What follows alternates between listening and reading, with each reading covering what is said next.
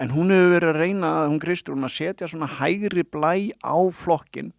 Hún hefur verið að tala ábyrga hagstjórn, ábyrg skref í efnahagsmálum. Hún hefur verið að leggja áherslu á ríkisútgjöldin, en þó að hækka skatta.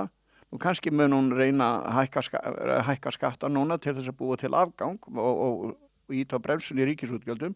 Þannig hefur hún ekki talað. Nei, en þá kannski erum við að færa okkur yfir í, þú nefndir Ásgeir Jónsson, seðlabankastjóra, og hvers að vænta þar, vegna þess að allt spilar þetta saman, hagstjórnin hjá ríkisstjórninni og ákvarðanir seðlabankans núna, það eru þessar væntingar að við fáum áframhaldandi stýrivaxtalækkanir, verðbólgan, þú varst að segja við mig að verðbólga væri komin komin á ágætt ról núna. Já, sko, ef maður tekur sem sagt ég er ekki með tölurnar nákvæmlega fyrir fram að mig, en ég svona leita aðeins á þetta vegna þess að það er alltaf verið að tala verðbólgan sé núna kringum 4%. Ársverðbólgan. Já, það verður að gera greinamun þar. Já, þá taka menn bara punktinn, þá taka menn bara desember 2024 versus desember 2023.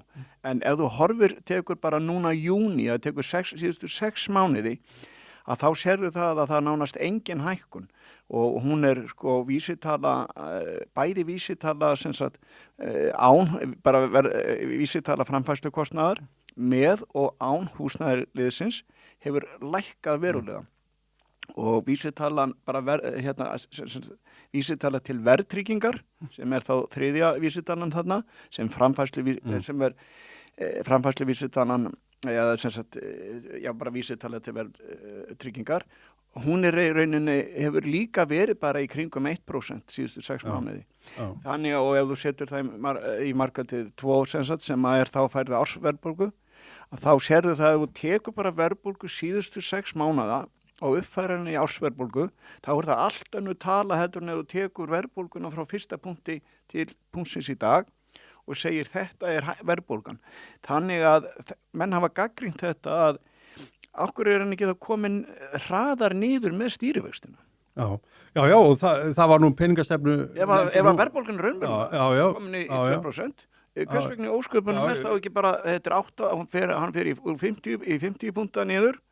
Já, ég sá að greiningadeild Íslandsbanka var að gera ráð fyrir við fengjum 2% stýrivaxtalækkun á næsta ári, þannig að það fær ekki nemur í hvað, 6,5%? Já, ég held að við höfum nefnt það Siggi í okkar þriðja þætti, þá vorum við eitthvað að velta því fyrir okkur hvort að þetta verður orðinn samkvæmsleikur, að hversu marga punkta það er nú alltaf sko. Já, en þá sögðum við eitthvað á þá leið, hversu mikið mun stýrivextir fara, og ég held ég hef sagt í þeim þætti, erum við kannski að tala það að þeir verður komin niður í 4-5% í byrjun ársins 2026 eða í lok ársins 2025.